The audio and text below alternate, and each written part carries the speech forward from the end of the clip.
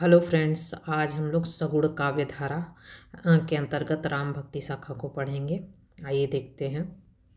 सगुण भक्ति काव्य धारा का आरंभ श्रीमद् भागवत ग्रंथ से माना जाता है। माने राम सगुण भक्ति काव्य धारा का आरंभ किससे माना जाता है? श्रीमद् भागवत ग्रंथ से माना जाता है। मध्यकालीन भारत की आर्थिक, राजनीतिक और सामाजिक संस्कृति और धार्मिक परिस्थितियों ने भक्ति आंदोलन की पृष्ठभूमि को निर्मित किया है। भक्ति काव्य दर्शन के तत्व और साधना पद्धति का सीधा अनुवाद नहीं है, बल्कि व्यवहारिक स्वीकृति है। सगुण भक्ति की दोनों प्रमुख शाखाएं दृढ़ दार्शनिक सिद्धांत से भरपूर हैं। इसके दार्शनिक आधार के स्रोत के रूप में अलवारों के साहित्य की पहचान कर लेना आवश्यक है। आते हैं यहाँ पे। इन्होंने अपने साहित्य द्वारा बताया कि भक्ति का मार्ग सबके लिए सुलभ है। इसमें ब्राह्मण, शूद्र, पुरुष और स्त्री, बालक, वृद्ध सबको एक समान अधिकार है। किस में बताया गया? अलवारों ने बताया कि सगुण में राम भक्ति शाखा के अंतर्गत सभी के लिए भक्ति का मार्ग आसान रहेगा, चाहे वो ब्राह्मण हो, शूद्र हो, पुरुष हो, स्त्री, बालक हो, वृद्ध, सबके लिए एक समान रहेगा। ये मानते थे कि ईश्वर तीनों रूपों में है, राम में है, कृष्ण में है, विष्णु में है। लेकिन राम विष्णु को श्रेष्ठ और परम सत्य बताया गया। इन तीनों में विष्णु को विष्णु श्रेष्ठ और परम सत्य हैं। अलवारों ने प्रेम से ईश्वर तक पहुंचने का रास्ता बताया। अलवारों ने प्रेम के द्वारा ईश्वर तक पहुंचने का रास्ता बताया है। उसी समय भक्ति मार्ग तर्क एवं युक्ति के सहारे प्रतिष्ठित करने वाले आचार्यों के वर्ग भी सामने आए। एक वर्ग और सामने आया जो तर्क और युक्ति के सहारे वह आगे बढ़ने वाले थे। अब आइए उसमें देखते हैं कौन है। आचार्यों ने माया का खंडन किया। इसमें आचार्यों ने माया का खंडन किया, ज्ञान की अपेक्षा भक्ति को सरलता का प्रतिपादन किया। इस तरह भक्ति आनंद का अनुभव तर्क, चिंतन दोनों आयामों के साथ विकसित होती है। माने उन्होंने माया का खंडन कर दिया और ज्ञान के माध्यम से हम भक्ति को सरलता से पा सकते हैं। इसका उन्होंने भक्ति का आनंद और अनुभव प्राप्त किया तर्क और चिंतन के साथ। अब आगे आते हैं। यहाँ पे कर्नाटक में रामानुजाचार्य ने विशिष्ट द्वैतावाद नामक एक भक्ति दर्शन का प्रवर्तन किया। कौन से? कर्नाटक में। रामानुजाचार्य कहाँ के थे? कर्नाटक थे। उन्होंने कौन सा भक्ति दर्शन? विशिष्ट द्वैतावाद का। और यह 11वीं सदी के थे। कहाँ थे? 11वीं सदी के। जो रामानंद के जरिए हिंदी में सगुण भक्ति के रूप में संचारित किया। माने रामानुज के जो शिष्य थे वो रामानंद थे, वो रामानंद के द्वारा ही सगुण भक्ति के रूप में संचारित हुआ है।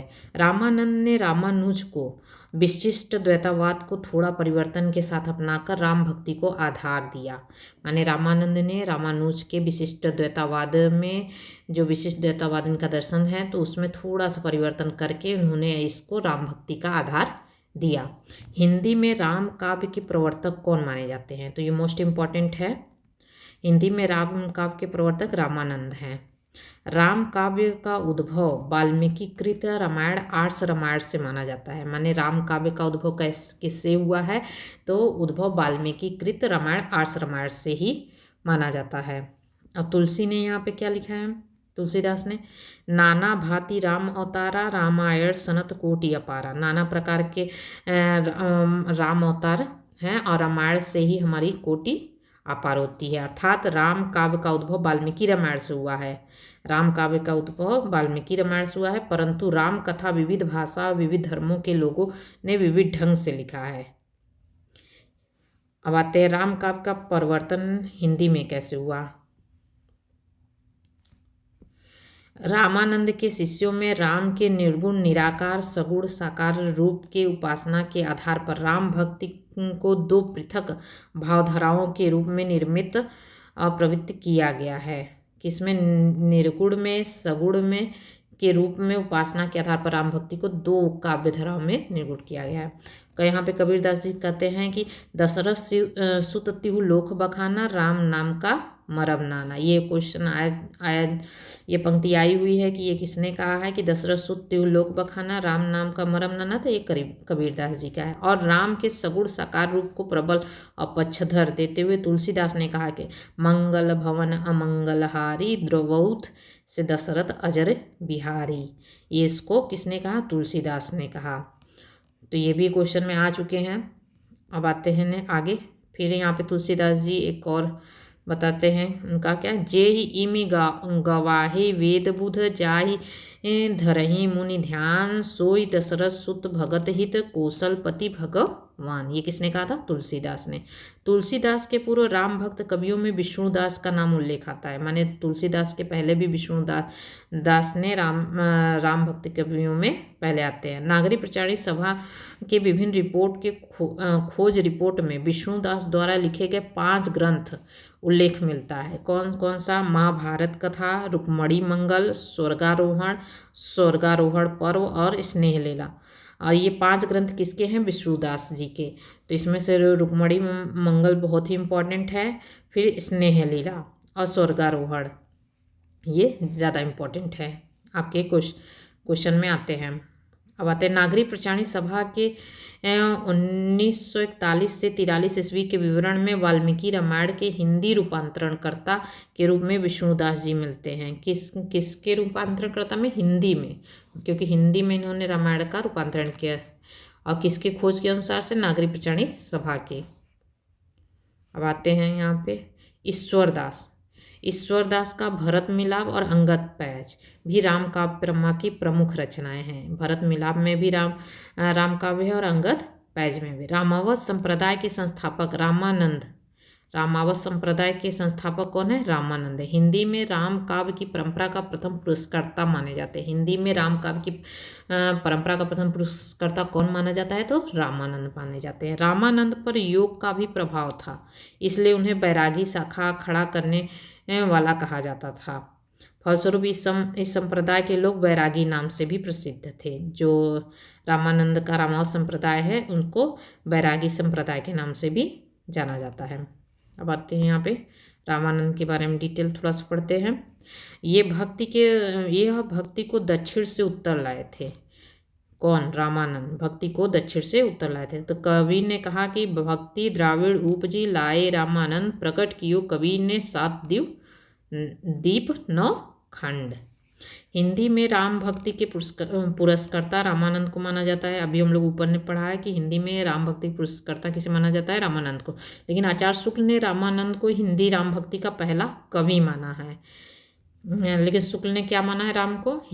रामानंद को हिंदी राम भक्ति काव्य का पहला कवि माना है। रामानंद ने श्री रामार्चन पद्धति नामक पुस्तक में अपनी पूरी गुरु परंपरा दी है। ये पूछा जाता है कि रामानंद ने अपनी गुरु परंपरा किस रचना में दी है? तो श्री रामार्चन पद्धति में की है। उनके अनुसार रामानुजाचार्य उनसे 14 पीढ़ी ऊपर थे। रामानुजाचार्य उनसे कितने पीढ़ी ऊपर थे? 14 पीढ़ी ऊपर थे। रामानंद के गुरु राघवानंद थे। रामानंद के गुरु का नाम क्या था? राघवानंद था। रामानंद रामानुजाचार्य से इन अर्थों में अलग है कि उनकी उपासना पद्धति के केंद्र में बैकुंठवासी विष्णु नहीं बल्कि लोक में लीला करने वाले राम हैं। रामानुजाचार्य से उलट रामानंद ने भक्ति के द्वार पर सब जातियों के लिए खोल दिया था। माने रामानंद ने क्या किया कि भक्ति के लिए सभी के लिए भक्ति अनिवार्य कर दिया। जरूरी नहीं है कि आप उच्च कुल में जन्मे हैं तभी आप भगवान की भक्ति कर सकते हैं और निम्न कुल में जन्मे हैं तो नहीं कर सकते। लेकिन ऐसा रामानुजाचार्य ने किया था। लेकिन रामानंद ने सभी जातियों के लिए भक्ति के द्वार खोल दिए थे। रामानंद ने एक उत्साही विरक्त दल का संगठन किया जो बैरागी नाम से प्रसिद्ध हुआ। बैरागियों में अवधूत भी कहते हैं। बैरागी को क्या कहते हैं? अवधूत भी कहा जाता है। अयोध्या, चित्रकूट आदि बैरागियों का मुख्य स्थान होता था। कौन कौन सा बैरागी का कौन स्थान होता था? अयोध्या था, चित्रकूट था। बैरागियों की परंपरा में रामानंद को मणिकपुर के शेख तकी पीर के साथ वाद विवाद होना माना जाता है।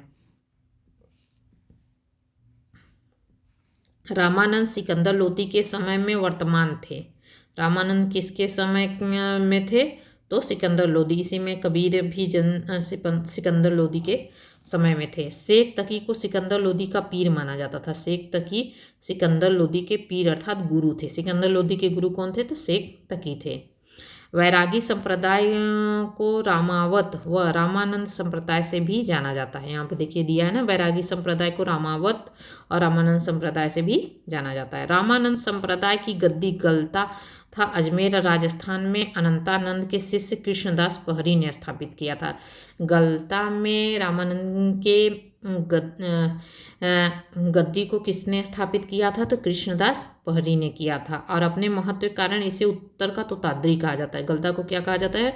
उत्तर का तोताद्री कहा गया है। इसमें पहले गलता की गद्दी पर नाथपंथियों का अधिकार था। पहले गलता की गद्दी पर किसका अधिकार था? नाथपंथियों का। बाद में ये रामानंद के संप्रदाय रामानंद के हिसाब से कृष्णदास पहरी ने इस पे स्थापित किया था।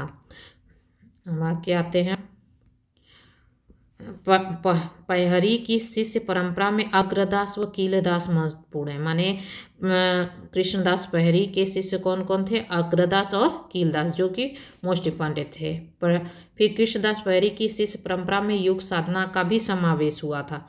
कीलदास की प्रवृत्ति राम भक्ति के साथ ही योग अभ्यास की ओर भी हुई। इससे रामानंद की बैरागी परंपरा में तापसी शाखा का उदय हुआ।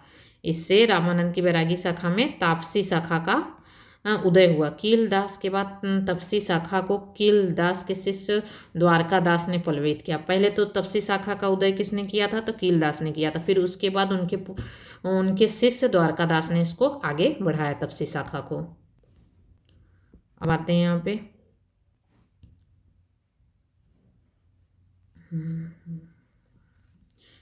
आचार्य शुक्ल ने वैष्णव मता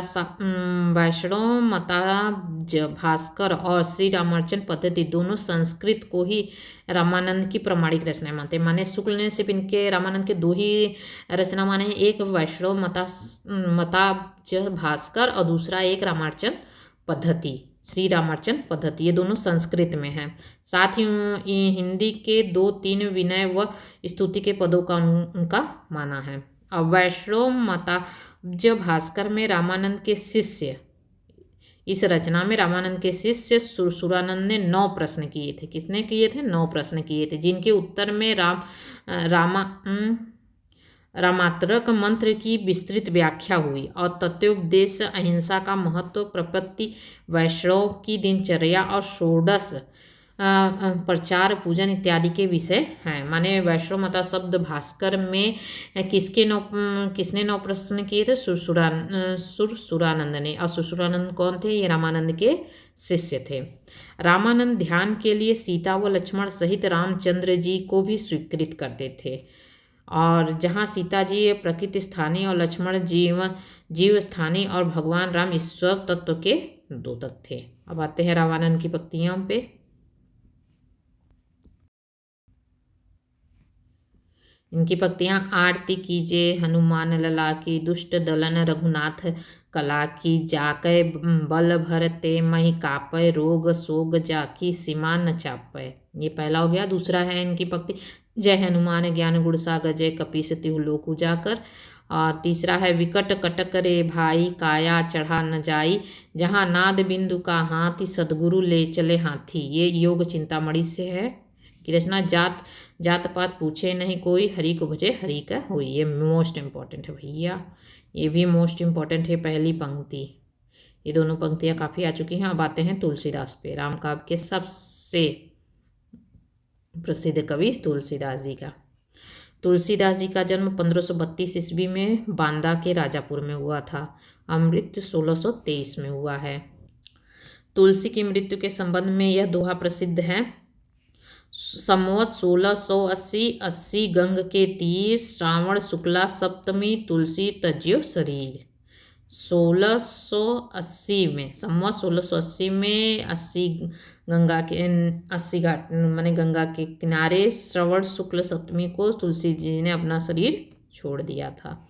इनके माता का नाम हुलसी था, पिता आत्माराम दुबे थे, पत्नी रत्नावली थी और दीक्षा गुरु नरहरियानंद थे और शिक्षा गुरु शेष सनातन यहाँ पे देखिए, फिर से देख लेते हैं। माता हुलसी क्वेश्चन आता है, पिता आत्माराम दुबे, पत्नी रत्नावली, दीक्षा गुरु नरहरयानंद और शिक्षा गुरु शेष सनातन। अब आते हैं आगे। शुक्ल जी नरहरि दास व नरहरयानंद को तुलसी का गुरु नहीं मानते। शुक्ल नरहरि दास और नरहरयानंद को किसका तुलसी का गुरु नहीं मानते। ये कौन नहीं मानते? शुक्ल जी। ये भी ध्यान रखिएगा। तुलसी की पत्नी रत्नावली द्वारा तुलसी को अत्यधिक आसक्ति के कारण धिक्कारे जाने के वृत्तांत का उल्लेख प्रियादास की भक्तमाल की टीका और तुलसी चरित्र रघुवर दास जी की है और गोसाई चरित्र बेनी माधव दास में मिलता है। माने जो तुलसीदास की पत्नी रत्नावली थी उनको फटकारी थी, क्या अधिकारी थी, तो उसका वर्णन हमें कहाँ मिला था? तुलसी प्रियादास की भक्तमाल की टीका मिला था और रघुदास के तुलसी चरित्र में मिला था और बेनी माधव के गोसाई चरित्र में मिलता है। रहीम महाराज मान सिंह, नाभाजी टोडर और मधुसूदन सरस्वती आदि तुलसी के मित्र स्नेही कहे जाते हैं। रहीम की इनसे समय समय पर दोहों में लिखी पढ़ी हुआ करती थी। माने आपस में उन लोग बातचीत भी करते थे और पढ़ते भी थे। किसके? दोहों के। शुक्ल जी तुलसीदास को रामानंद की बैरागी परंपरा में नहीं मानते। शुक्ल जी कहते हैं कि रामानंद के बैरागी परंपरा में तुलसीदास नहीं है, वे तो स्मार्त वैष्णव कहते हैं। वे उन्हें क्या कहते हैं? स्मार्त वैष्णव। किसको? तुलसीदास जी को। अब आते हैं यहाँ पे, तुलसी पर विशिष्टाद्वैत व श्री संप्रदाय रामानुजा का प्रभाव है। तुलसी पर विशिष्ट द्वैतता व श्री संप्रदाय रामानुजा का प्रभाव है। तुलसी को हिंदी का जातीय कवि कहा जाता है। तुलसी को क्या कहा? हिंदी का जातीय कवि किसे कहा जाता है? तो तुलसी को कहा जाता है। तुलसी के रचनाएं, तुलसीदास की रचनाएं कुल 12 प्रमाणिक ग्रंथ हैं। तुलसीदास जी की कुछ कितनी प्रमाणिक ग्रंथ हैं? तो 12, जिसमें से 5 बड़े हैं और 7 छोटे हैं। अब आते हैं, पहला है वैराग्य संदीपनी, जो संवत 1626 से 27 तक माना जाता है इसकी रचना। यह ब्रज भाषा में है। इसमें 64 दोहे, 2 सोठे और 14 चौपाइयाँ हैं। यह मुक्तक काव्य रूप है। तुलसी ने इसे अखिल ज्ञान का सागर कहा है। अखिल ज्ञान का सागर किस रचना को माना है? वैराग्य संदीपनी को माना है। इसमें संत स्वभाव, संत महिमा, नीति, भक्ति और राम नाम महिमा आदि की चर्चा है। किसमें? वैराग्य संदीपनी में।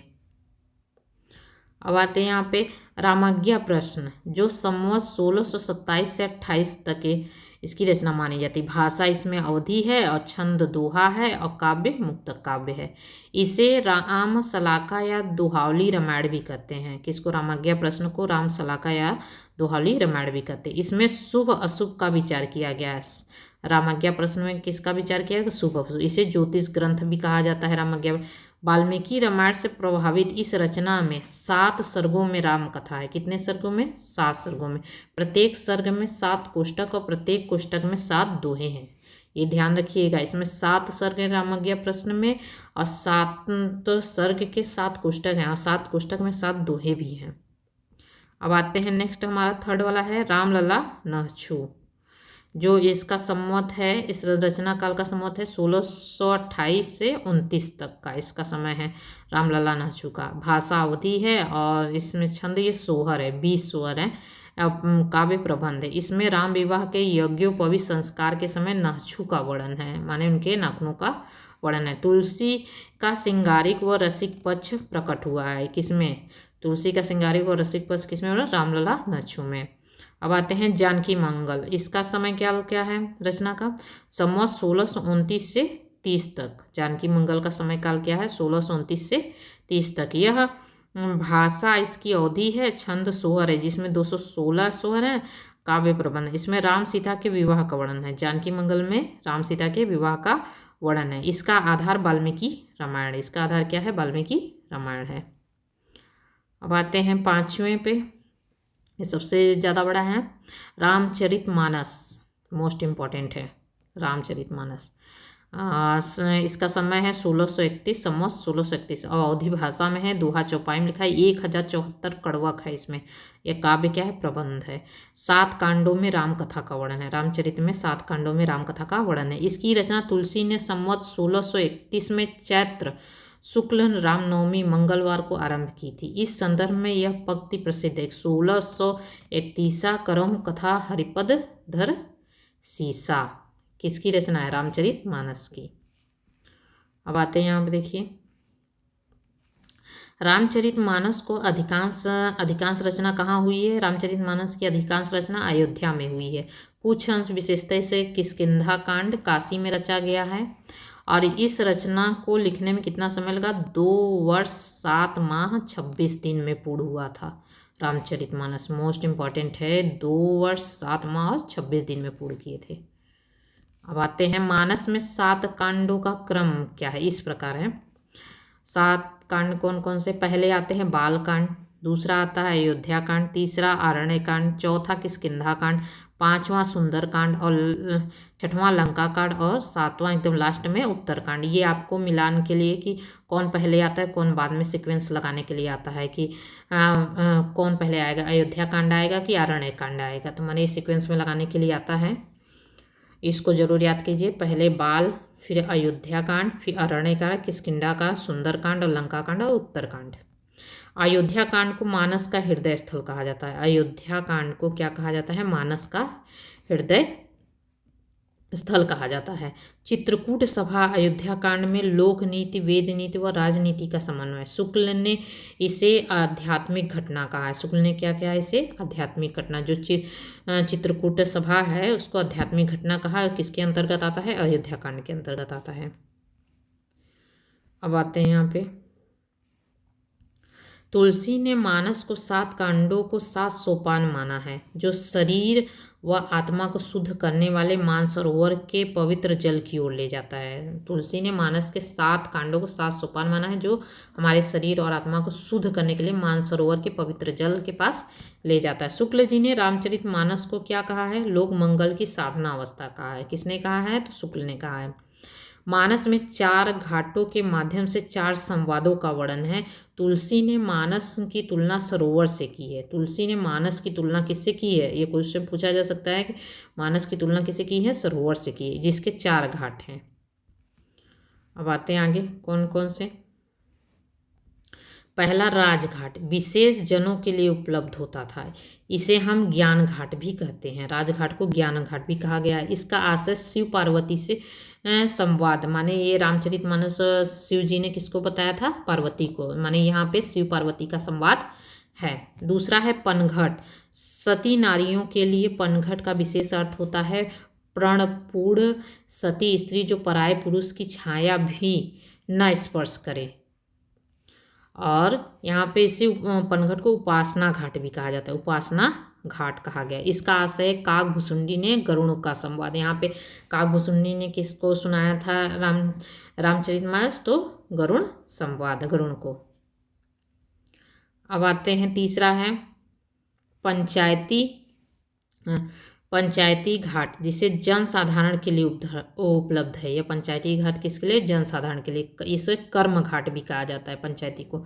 इसका आशय याज्ञवल्क्य और भारद्वाज का संवाद है। इसमें क्या है? याज्ञवल्क्य और भारद्वाज का संवाद है।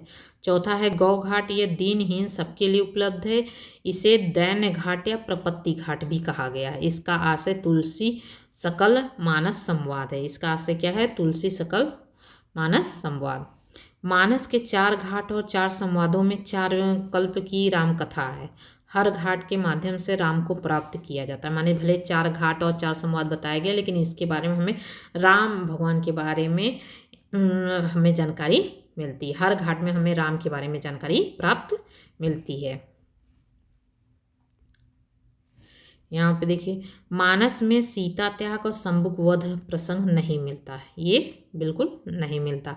मानस की पहली टीका किसने लिखी थी? रामचरण दास ने लिखी थी। ये पूछा जा सकता है कि रामचरित मानस की पहली टीका किसने लिखी थी? तो रामचरण दास ने लिखी थी। मानस का सर्वाधिक प्रभाव अध्यात्म रामायण का पड़ा था। रामचरित मानस पर सर्वाधिक प्रभाव कौन सा रामायण? अध्यात्म रामायण का पड़ा था। तुलसी ने सर्वप्रथम रसखान को मानस सुनाई थी। तुलसी ने किसको रामचरित मानस सुनाई थी? तो रसखान को, सबसे पहले क्या है? रसखान को सुनाई थी। अब आते हैं यहाँ पे मानस के विषय में रहीम ने लिखे हैं। रामचरित मानस के विषय में, रामचरित मानस विमल सतन जीवन प्राण हिंदुआन को वेद सम यौन ही प्रकट कुरान। माने मानस के विषय में रहीम ने क्या लिखा है कि रामचरित मानस विमल संतन जीव प्राण हिंदुअन को वेद सम यौन ही प्रकट कुरान। ये किसने लिखा है? रहीम दास ने। और किसके विषय में लिखा है? रामचरित मानस के विषय में। मानस के उत्तरकांड में तुलसी की विचारधारा के दर्शन होते हैं। तुलसी के विचारधारा के दर्शन किसमें? रामचरित मानस के उत्तरकांड में। राम मानस व कवितावली में कली काल का वर्णन है। रामचरित मानस में और कवितावली में किसका वर्णन है? तो कली काल का वर्णन है। अब आते हैं इनके छठवें रचना पे, जिसे पार्वती मंगल का पार्वती मंगल है। संवत 1643 में लिखा गया है। इसकी भाषा अवधी है और छंद मंगल हरिगीतिका है, 164 है। हरिगीतिका कितने हैं? छंद 164। और काव्य प्रबंध है। इसमें शिव पार्वती के विवाह का वर्णन है। इसका आधार कुमार संभवम कालिदास है। पार्वती मंगल में शिव पार्वती के विवाह का वर्णन है और इसका आधार कुमार संभवम का कालिदास है। सातवां है कृष्ण गीतावली, संवत 1643 से 60 तक का है इसकी रचना। भाषा ब्रज में है, छंद पद में है, काव्य गीति काव्य मुक्तक है। गीति काव्य मुक्तक है। अब इसमें क्या है? कृष्ण गीतावली में है कि भगवान का लोक रंजक रूप है। कृष्ण का बाल चरित, गोपिका प्रेम व मथुरा गमन है। भ्रमर गीत का वर्णन है इसमें कृष्ण गीतावली में। और इस रचना में पदों का प्रयोग कृष्ण काव्य परंपरा का द्योतक है। पदों का प्रयोग कृष्ण काव्य परंपरा का द्योतक है। अब गीतावली का समय क्या है? तो संवत 1630 से 70 तक का रचना है ये। और भाषा ब्रज है और छंद में पद 328 पद हैं और काव्य गीति काव्य जिसे मुक्तक कहते हैं। रामचरित के चुने हुए प्रसंग तुलसी का वात्सल्य वर्णन गीतावली में मिलता है। मर्यादा पुरुष राम नहीं, हास प्रयास करते सीता के साथ हिंडोला झुलाते राम, माधुर्यपूर्ण वर्णन है इसमें। और राम गीतावली या पदावली रामायण नाम से भी प्रसिद्ध है। ये गीतावली से को राम गीतावली या पदावली रामायण के नाम से भी प्रसिद्ध है। इसमें 7 कांडों में राम कथा का वर्णन है गीतावली में। अब आते हैं 9वां है विनय पत्रिका। इसका समय काल क्या है? विनय पत्रिका का संवत 1631 से 79 तक। भाषा ब्रज है। इसमें कितने पद हैं? छंद में 279 पद हैं और काव्य क्या है? गीति काव्य है। विनय पत्रिका क्या है? गीति काव्य मुक्तक। तुलसी ने इसमें आत्मनिवेदन और राम भक्ति की याचना की है। इसमें तुलसीदास ने क्या किया? आत्मनिवेदन किया है विनय पत्रिका में और राम भक्ति की याचना की है। इसे राम विनयावली भी कहा जाता है। विनय पत्रिका को राम विनयावली भी कहा जाता है। कलयुग के अत्याचारियों के खिलाफ यह तुलसी के राम से फरियाद है। माने जो कलयुग में अत्याचार होने वाले थे उसमें तुलसीदास जी को ने राम से इसमें फरियाद किया है। अब इनकी 10वीं रचना है दोहावली, जो कि संवत 1626 से 80 के बीच में यह कंप्लीट हुई थी, ये रचना दोहावली। और इसकी भाषा क्या है? दोहावली की भाषा ब्रज है और छंद इसमें दोहा सोठा है, जिसमें 573 दोहे और 22 सोठे हैं और काव्य मुक्तक है। यहाँ पे नीति भक्ति आदि की चर्चा है। और 11वां है इनका 12वें रामायण, जो संवत 1630 से 80 तक की रचना मानी जाती है, 20 तक। इसकी भाषा है अवधी और छंद है 12वें रामायण से 12वें छंद है और 69 12वें हैं। इसमें काव्य क्या है? मुक्तक काव्य है।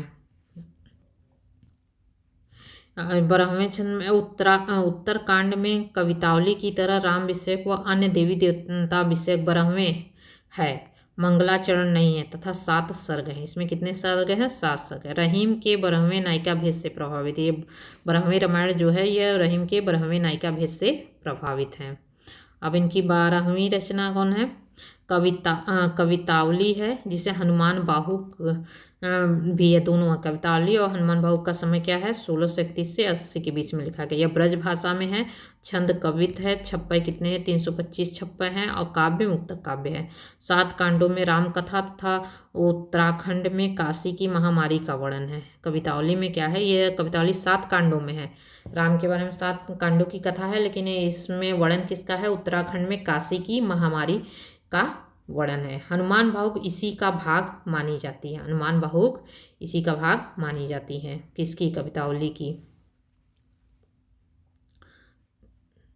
तुलसी की प्रथम रचना वैराग संदीपनी और आखिरी रचना कवितावली को माना जाता है, लेकिन हालांकि कुछ विद्वान रामलला नहशु को पहली रचना मानते हैं। माने तुलसी को प्रथम रचना वैराग संदीपनी और आखिरी कवितावली है, लेकिन कुछ विद्वान हैं जो कि रामलला नहशु को पहली रचना मानते हैं। नोट, कुछ विद्वान हनुमान बाहु को कवितावली से अलग रचना मानते हैं।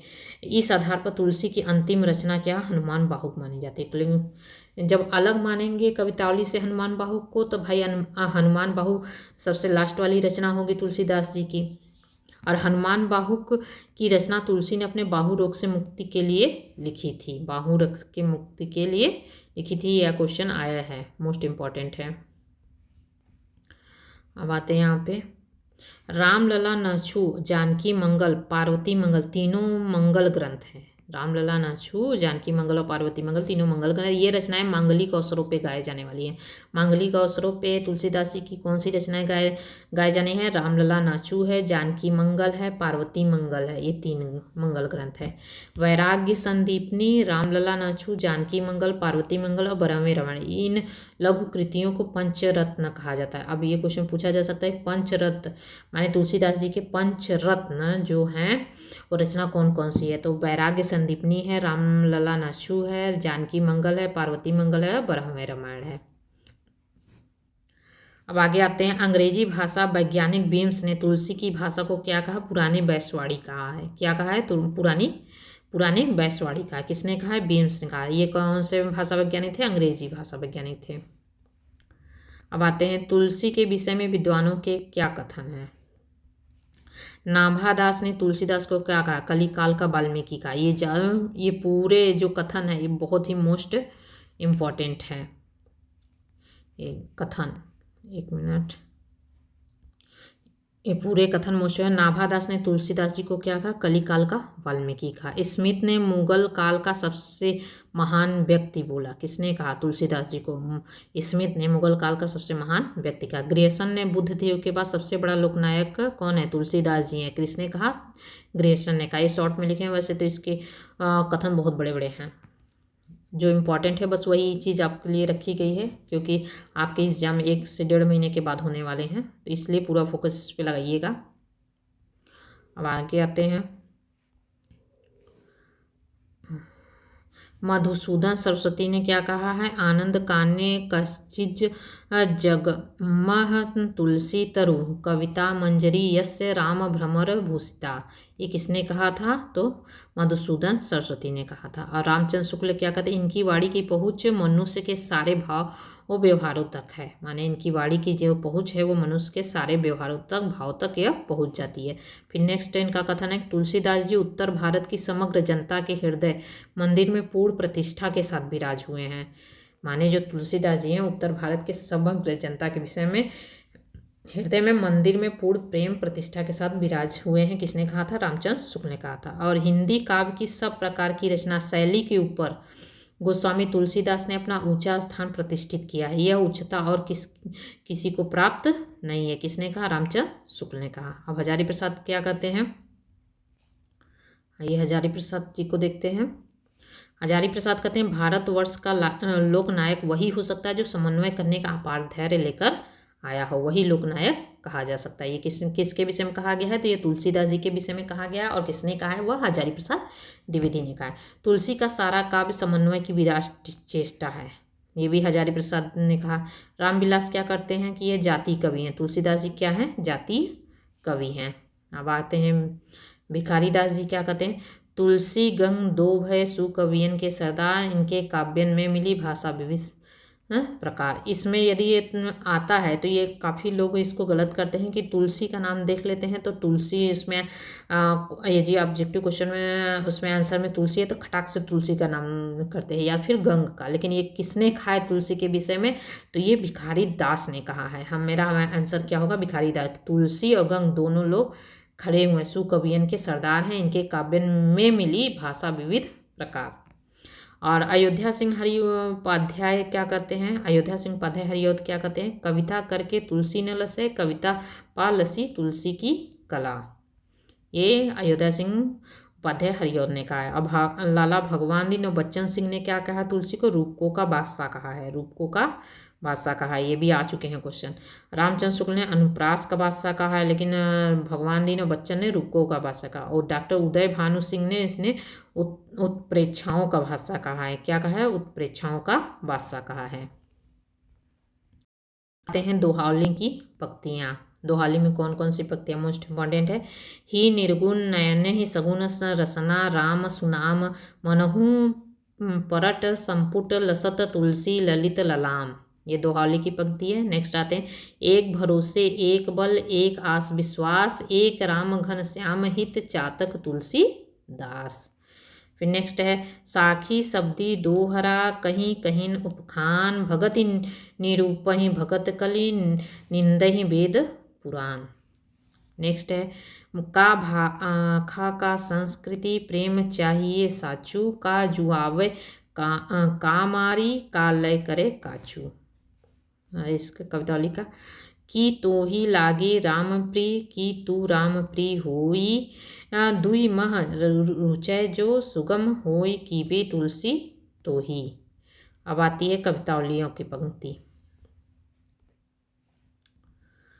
गोरख जगायो जोग भक्ति भगायो लोग। ये कभी कभी इस पंक्ति को सब लोग गोरखनाथ की पंक्ति मान लेते हैं, वो टिक कर देते हैं, जिससे हमारे एक क्वेश्चन गलत हो जाता है। जबकि ये कवितावली पंक्ति है और तुलसीदास की है।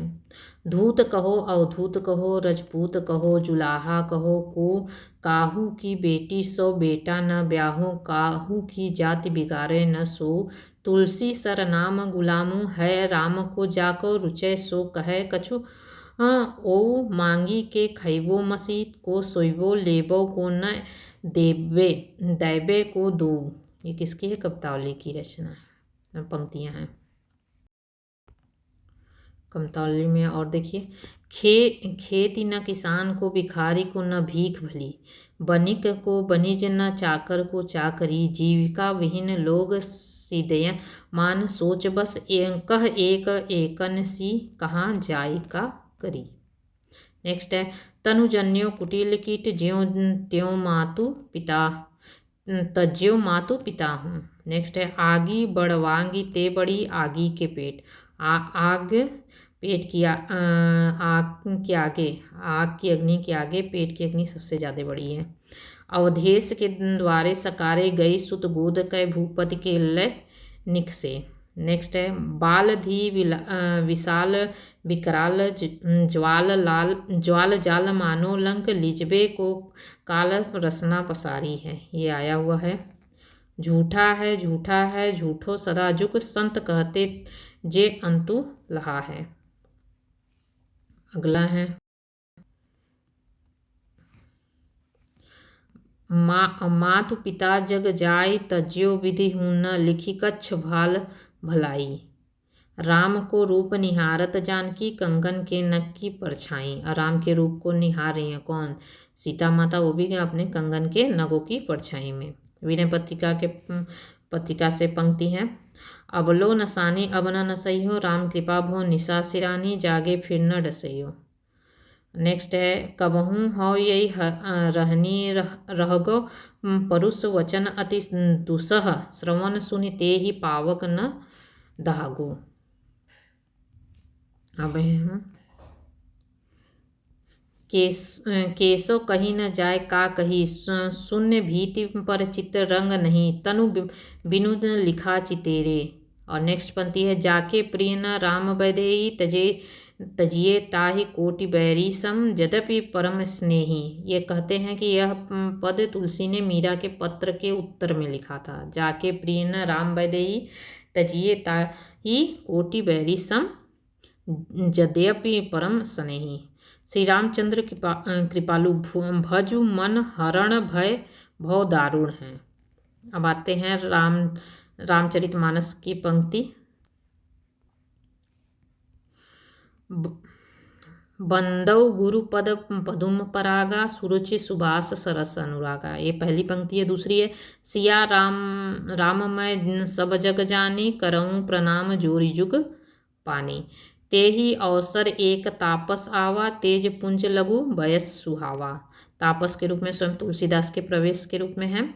गिरा अरथ जल बीच सम कहियत भिन्न भिन्न भिन्न न भिन्न।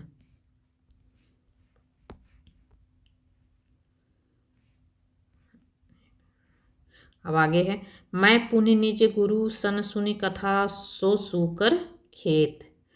मैंने कौन कथा कहाँ पे सुनी थी? सूकर खेत में। कीरति भनति भूति भली सोई सुरसरी सम सब कहित होई। ये पंक्ति है। नेक्स्ट पंक्ति अगुण सगुण दुई ब्रह्म स्वरूपा अकथ अगाध अनादि अनूपा। फिर नेक्स्ट है पुरैन संघन चारु चौपोई जुगुति मंजुमणि सीप सुहाई। छंद सोरठा सुंदर दोहा सोई बहुरंग कमल कल सोहा। कत विध सूज नारी जगमाही पराधीन सपनेव सुख नाही। पराधीन ये जो इतनी पंक्ति है ये आपके क्वेश्चन में आए हुए हैं। ये किसकी है? पराधीन सपनेव सुख नहीं, तो ये तुलसीदास जी की है। भगति ज्ञान ही नहीं कछु भेदा उभय हरहि भव संभव खेदा। ढोल गवार शूद्र पशुनारी सकल ताड़ना के अधिकारी। नेक्स्ट है और पंक्ति ये लास्ट है वर्णाश्रम निज निज धर्म निरत वेद पथ लोग चलहि सदा पावै सुख नहीं भय शोक न रोग। अब आते हैं नाभादास पे। नाभादास का जन्म अनुमानतः लगभग 1570 ईस्वी माना जाता है। शुक्ल जी ने भक्तमाल की रचना का समय क्या मानते हैं? संवत 1642 और ईस्वी में देखें तो 1550 ईस्वी के बाद माना है। नाभादास की यह रचना अपना ऐतिहासिक महत्व रखती है। यह ब्रजभाषा में है। भक्तमाल किसमें है? ब्रजभाषा में।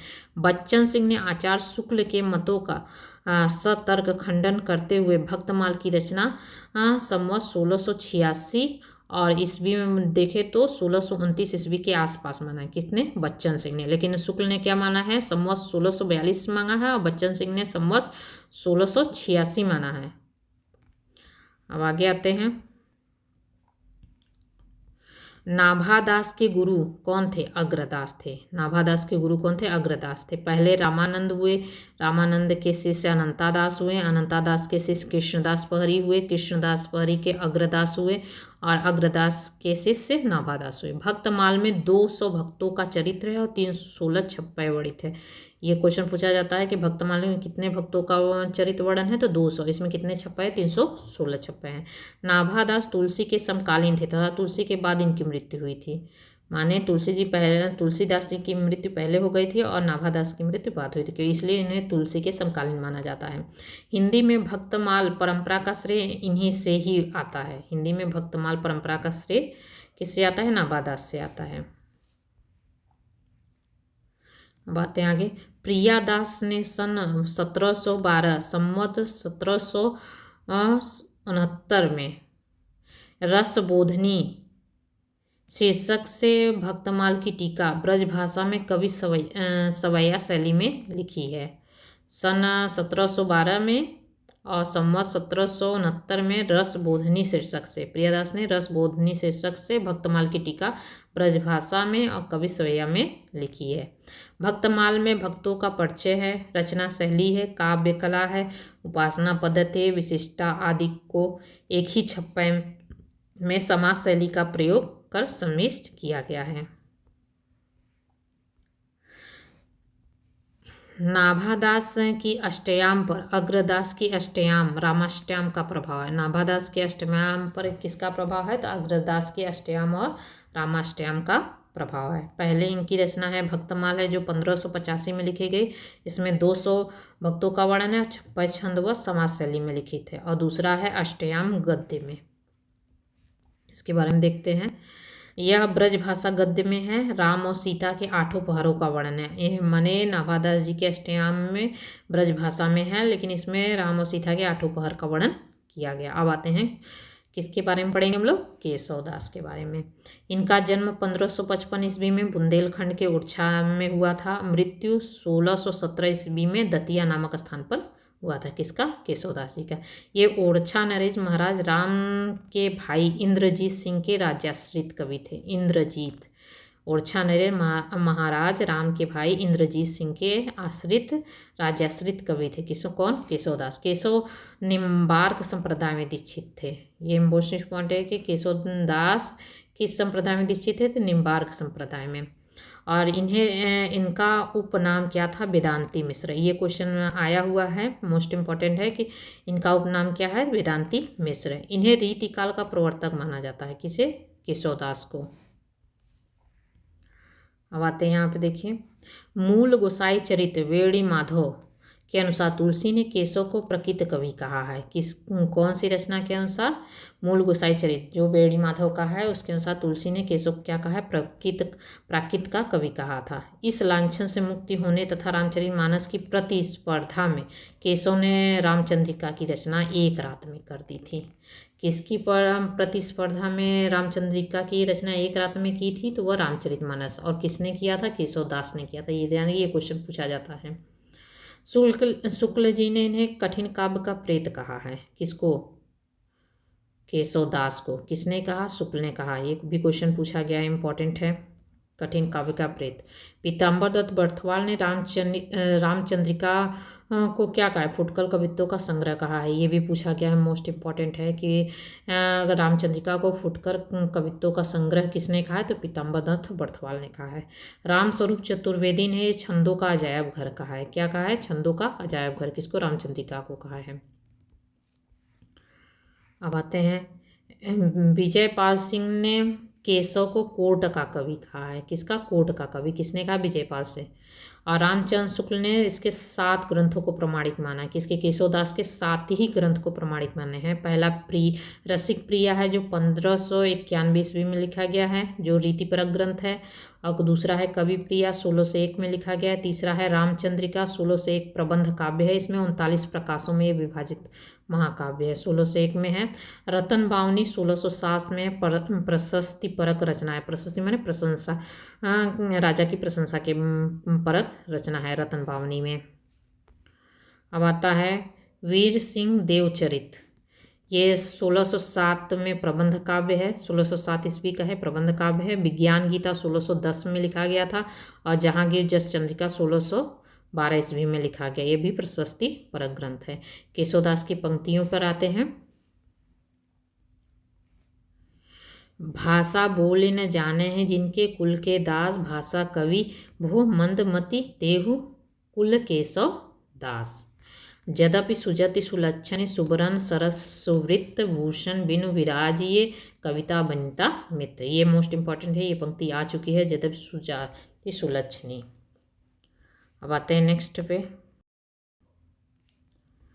देख मुख भावे अन देखै कमल चंद ताते, मुख मुखै सखी कमलो न चंदरी। नेक्स्ट है, बासर की संपत्ति उलुक ज्यों न चितवत, राम को राम कहाँ रिपु जीतहि कौन कबै रिपु जीतो कहाँ। अरुण गात अति प्रात पद्मिनी प्राणनाथ भय, मानव केशव दास कोकन नद कोक प्रेममय। इन्हें लास्ट पंक्ति है इनका केशवदास का। मूलन ही की जहाँ अधोगति केशव गाई। अब आते हैं गुमान कवि। हमारे नेक्स्ट कवि हैं गुमान कवि। अब गुमान कवि इतने थे कि रामचंद्रिका के प्रतिस्पर्धा में कृष्णचंद्रिका की रचना के लिए कौन से कवि? गुमान कवि। पहले तो ये रामचरितमानस के प्रतिस्पर्धा में केशवदास ने रामचंद्रिका लिखी और रामचंद्रिका के प्रतिस्पर्धा में गुमान कवि ने कृष्ण चंद्रिका लिख दी, वो भी एक रात में। वाह, कितने अच्छे कवि हैं कि एक रात में एक रचना कंप्लीट कर दिए। होता है, प्रतिस्पर्धा ऐसी होती ही है। सेनापति आते हैं कि सेनापति के गुरु हीरामणि दीक्षित थे। सेनापति के गुरु हीरामणि दीक्षित थे। सेनापति की भाषा ब्रज और प्रिय अलंकार से श्लेष है। ये पूछा जाता है कि सेनापति का प्रिय अलंकार कौन है? श्लेष है। ऋतु वर्णन के लिए बहुत प्रसिद्ध है। सेनापति किसके लिए प्रसिद्ध है? तो ऋतु वर्णन के लिए प्रसिद्ध है। इनका एक रचना है कवित्त रत्नाकर, जो 1706 ईस्वी में लिखी गई है। ग्रंथ की चौथी व पांचवें तरंगों में रामायण का वर्णन है, जिसमें 394 छंद हैं। कितने? 394 छंद हैं। अनुप्रास व यमक अलंकार का प्राचुर्य है। अनुप्रास व यमक अलंकार का प्राचुर्य है। अब आते हैं अग्रदास। अग्रदास ने स्वयं को सीता की सखी मानकर उसे अग्र अली नाम से राम भक्ति में काव्य रचना कर राम भक्ति शाखा में रसिक भावना का समावेश किया था। रसिक भावना का समावेश किसने किया था? तो अग्रदास ने। और किस नाम से? अग्र अली नाम से। और इस प्रकार रसिक संप्रदाय की स्थापना हुई। इस रसिक संप्रदाय की स्थापना किसने की थी? तो अग्रदास ने। इनके प्रचलित छंदों में अग्र अली की छाप मिलती है। अग्रदास ने जयपुर के पास रैवासा में अपनी गद्दी स्थापित की थी। माने अग्रदास अपनी गद्दी कहाँ स्थापित की थी? जयपुर के रैवासा में। ध्यान मंजरी, राम ध्यान मंजरी रसिकोपासना का सिद्धांत ग्रंथ है। इनकी ध्यान मंजरी जो है वो राम ध्यान मंजरी रसिकोपासना का सिद्धांत ग्रंथ है। अब आते हैं, आप देखिए, शुक्ल जी ने अग्रदास की कविता को कृष्ण भक्त कवि नंददास के सामने समान बताया। माने शुक्ल ने अग्रदास की कविता जो है वो कृष्ण भक्त कवि नंददास के समान बताया है कि माने अग्रदास की जो कविता है वो नंददास के कविता के समान है। इनकी भाषा सरस और ब्रज है। अष्टयाम संस्कृत में रचना। इनकी जो रचना अष्टयाम है वो संस्कृत की रचना है। क्या है? संस्कृत की रचना है। शुक्ल जी ने राम भक्ति काव्य में सिंगारिक भावना का प्रवर्तक रामचरण दास को माना है। सिंगारिक भावना का प्रवर्तक किसे माना है? रामचरण दास को माना है। और इन्होंने रामचरित मानस की प्रथम टीका लिखी थी। रामचरित मानस की प्रथम टीका कौन लिखा था? तो रामचरण दास ने लिखा था। आते हैं आगे। रामचरण दास ने अपनी शाखा का नाम स्वसुखी शाखा रखा। माने रामचरण दास ने अपनी शाखा क्या नाम रखा? स्वसुखी शाखा। इसमें पति पत्नी भाव की उपासना की गई है। स्त्री वेश धारण करके पति लाल साहब राम को खिताब से मिलने हेतु 16 श्रृंगार करना, सीता की भावना सपत्नी के रूप में रखना आदि इस शाखा के लक्षण थे। मैंने स्वसुखी शाखा स्वसुखी शाखा के प्रवर्तक कौन है? तो रामचरण दास हैं। और जीवाराम ने तत्व सुखी शाखा चलाई थी, जिसमें सखी भाव का भाव है। तत्व सुखी में सखी भाव का भाव रखा गया है। अब आते हैं इनकी रचनाएं देखते हैं। इनकी रचनाएं हैं ध्यान मंजरी, जिसे राम ध्यान मंजरी भी है। रसिकोपासना का सिद्धांत ग्रंथ है। यह ध्यान मंजरी रसिकोपासना का सिद्धांत ग्रंथ है। इसमें राम और उनके भाइयों का सौंदर्य वर्णन है और सरयू अयोध्या का भी वर्णन है। किसमें? ध्यान मंजरी में। इनका नेक्स्ट कुंडलियां नीतिपरक रचना है। इनकी दूसरी रचना है कुंडलियां नीतिपरक रचना। अग्रदास की कुंडलियां में नीतिपरक रचना है। पदावली क्या है? सीताराम दाम्पत्य विहार वर्णन है। पदावली में किसका वर्णन है? सीताराम का दाम्पत्य और विहार वर्णन है। अष्टयाम रामाष्टयाम, यह सीता वल्लभ राम की दैनिक लीला का वर्णन। माने अग्रदास के अष्टयाम में किसकी लीला का वर्णन है? दैनिक लीला का वर्णन है। और यह संस्कृत में रचना है इसकी। अब आते हैं प्राणचंद चौहान। इसके कवि हैं रामकाव्य के।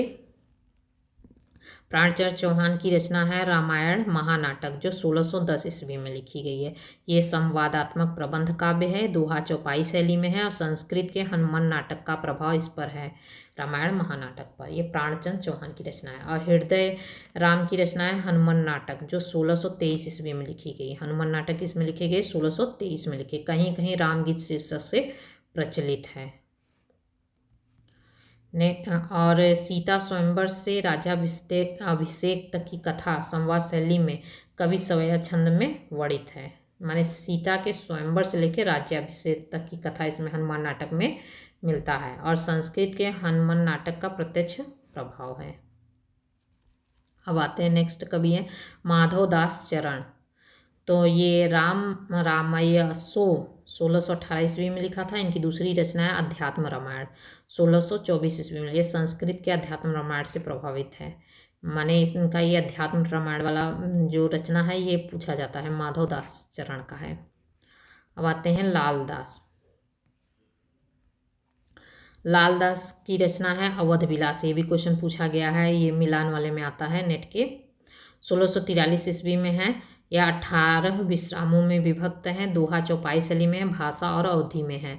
राम जन्म से लेकर वन गमन तक की कथा इसमें है। भक्ति के रूप में ध्यान योग का भी वर्णन है। माने अवध विलास में राम जन्म से लेकर वन गमन तक की कथा है। लेकिन अभी ऊपर जो था किसमें, हनुमान नाटक में सीता स्वयंवर से राज्याभिषेक तक की कथा का वर्णन है। हृदय राम का है हनुमान नाटक। लालदास भी हो गए। कपूर चंद त्रिखा एक आते हैं।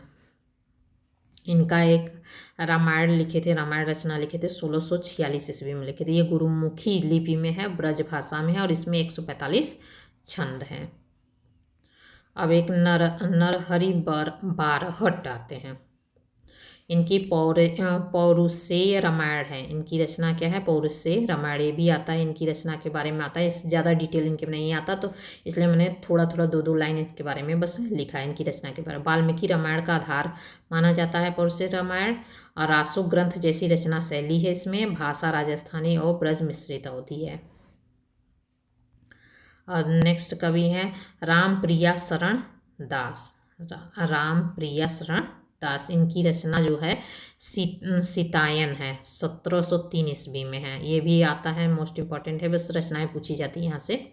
रामप्रिया शरण दास की रचना क्या है, सीतायन है, जो 1703 ईस्वी में। अब विश्वनाथ सिंह का राम स्वयंवर और आनंद रघुनंदन, ये आता है ना, मोस्ट इम्पॉर्टेंट है। विश्वनाथ सिंह का है आनंद रघुनंदन। अब आते हैं रामचरण दास। रामचरण दास की रचना है कवितावली रामायण, रामचरित्र और रसमालिका। इनकी 3 रचना है, कवितावली रामायण है, रामचरित्र है और रसमालिका है। और नेक्स्ट कवि है रामलल पांडे। इनकी रचना क्या है, हनुम चरित्र है। हनुम चरित्र है किसकी, रामलल पांडे की। अब आते हैं हम राम काव्य की विशेषताएं देखेंगे। इसमें राम के सगुण रूप की भक्ति की गई। इसमें राम के सगुण रूप की भक्ति की। ये मर्यादा व्यक्ति को नैतिकता की परिधि में रहने की प्रेरणा और समाज को संगठित रखना पर बल दिया है। इसमें मर्यादित पुरुषोत्तम राम के बारे में वर्णन है, जिसमें सभी को एक मर्यादा में रहने की प्रेरणा दी गई है। लोक मंगल की साधना है इसमें। समन्वयात्मकता की भावना है। वर्ण व्यवस्था का समर्थन है और दास्य भाव की भक्ति है। इसमें कौन सी भक्ति है, दास्य भाव की। और दास्य भाव की भक्ति कौन करता है, तो तुलसीदास जी करते हैं। इसके सबसे इम्पोर्टेंट कवि राम काव्य के कौन है, तो तुलसीदास हैं। और इसके बाद आपका कृष्ण शाखा सगुण काव्य धारा आता है, तो हम इसको नेक्स्ट पार्ट में करेंगे। आप इस वीडियो को आप लोग को अच्छा लगे तो लाइक सब्सक्राइब और शेयर जरूर करिए। कमेंट भी करिएगा कि आपको कौन सी टॉपिक नहीं समझ में आ रही है, और हम उसको सरल से सरल। अभी तो मैंने थोड़ा डिटेल है कि यहाँ पे टीजीटी पीजीटी का एग्ज़ाम है, इस वजह से हम इसे थोड़ा जल्दी कवर कर रहे हैं, ताकि मार्च तक हमारा थोड़ा सिलेबस कंप्लीट हो जाए PYQ के साथ, थ्योरी प्लस PYQ। फिर उसके बाद अप्रैल से हम इस पर प्रैक्टिस पेपर लाएंगे, ताकि आप लोगों का पेपर अच्छे से जाए और आप इसमें एक सीट आप अपना कंफर्म करें।